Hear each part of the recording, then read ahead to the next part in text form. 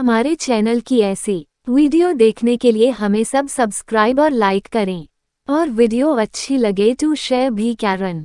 छोटे से गांव में एक झोपड़ी में राधा अपने बूढ़े पिता और छोटे भाई के साथ रहती थी। उसकी मां की मृत्यु बचपन में ही हो गई थी। तब से उसके पिता ने उसे और उसके भाई को पाला था। राधा का परिवार बहुत गरीब था, लेकिन उसके मन में हमेशा सपने बसते थे। वह दिन भर खेतों में मजदूरी करती और शाम अपने भाई को पढ़ाती। एक दिन गांव में एक बड़ा मेला लगा।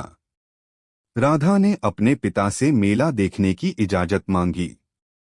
पिता ने हिचकिचाते हुए उसे कुछ पैसे दिए और कहा, बेटी जरा संभल कर जाना। राधा फिर मेले में गई।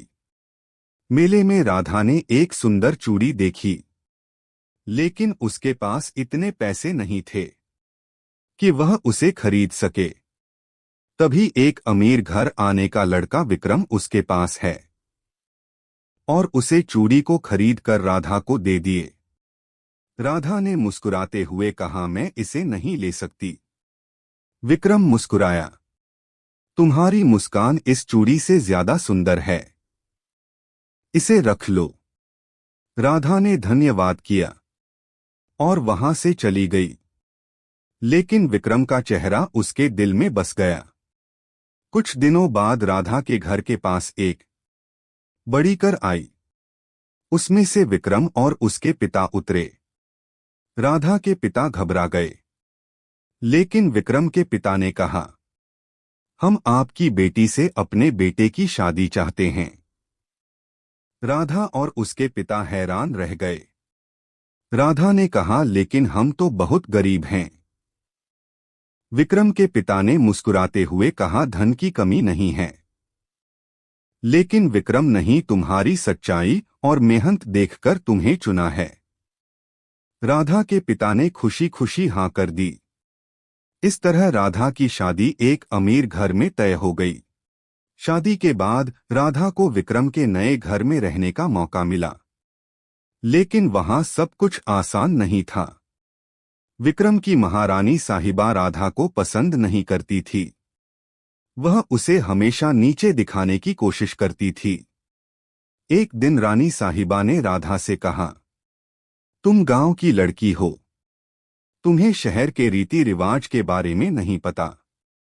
तुम इस घर की बहू बनने के लायक नहीं हो। राधा ने धैर्य से कहा, मैं सीखने के लिए तैयार हूं मां। लेकिन रानी साहिबा ने उसे घर के सारे काम सौंप दिए, ताकि वह थक हार कर घर के कामों से परेशान हो जाए। लेकिन राधा नहीं, हिम्मत नहीं हारी। वह सुबह से लेकर रात तक काम करती है, लेकिन कभी शिकायत नहीं की। विक्रम अपनी मां के व्यवहार से अनजान नहीं था। एक दिन विक्रम ने राधा से पूछा, क्या तुम खुश हो इस घर में? राधा ने आंखें नीचे कर ली और कहा, बस थोड़ा टाइम लगेगा सबको अपनाने में। विक्रम ने राधा का हाथ थाम लिया और कहा, मैं हमेशा तुम्हारे साथ हूं। उसे दिन के बाद विक्रम ने अपनी मां से बात की और कहा कि वह अगर राधा को परेशान करेगी तो वह इस घर को छोड़ देगा। रानी साहिबा को तब समझ आया कि उसका बेटा राधा को बहुत प्यार करता है।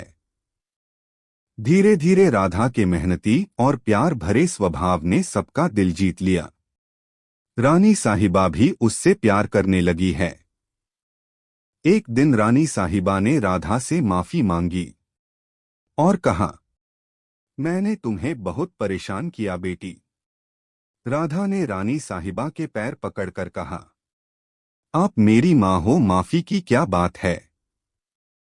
उसे दिन के बाद घर में खुशियां लौट आई। राधा ने अपने पिता और भाई को भी अपने साथ रख लिया और सब मिलकर एक खुशी जीवन जीने लगे। अंत।